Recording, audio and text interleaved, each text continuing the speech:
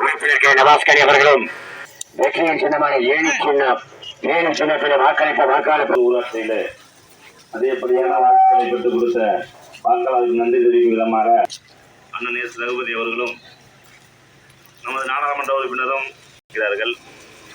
இதில் இன்னொரு கூறுனா 3வது பிரைஸ் எடுத்தது இவங்க தான். இந்த ஊர் தான் அதிகப்படியான வாக்கு கொடுத்த 3வது பிரைஸ். உங்களுக்கு இப்போது நமது மாவட்ட கலைச்சர் அவர்கள் உரையாற்றுவார்கள்.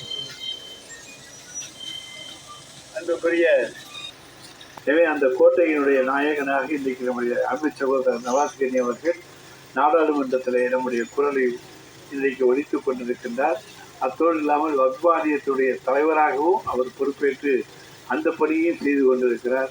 எனவே இந்த 2 பணிகள் மூலமாக நிச்சயமாக நம்முடைய அறந்தாங்கி தொகுதியினுடைய வளர்ச்சி பணிகளுக்கு நிச்சயம் அவர் உறுதுணையாக இருப்பார் என்று சொல்லி வாக்களித்த அத்தனை நல்ல உள்ளங்களுக்கும் எங்களுடைய நெஞ்சார்ந்த நன்றியினை தெரிவித்துக் கொள்கின்றோம். நன்றி, வணக்கம். இப்பொழுது நம்முடைய வெற்றி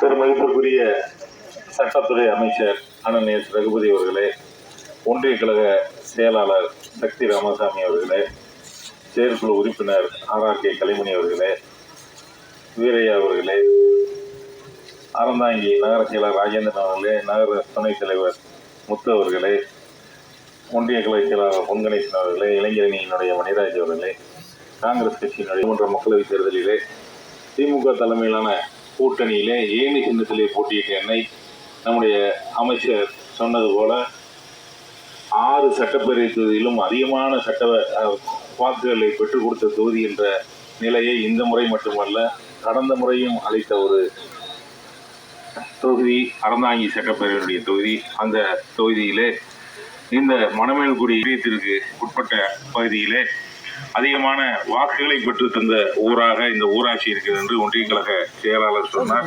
பரிசுகளை பெற்ற ஒரு ஊராட்சி என்று சொன்னார். அந்த அளவிற்கு திமுக தலைமையிலான கூட்டணி காரியங்களை செய்து கொடுப்போம். உங்கள் அனைவருக்கும் உடைய நன்றிகளை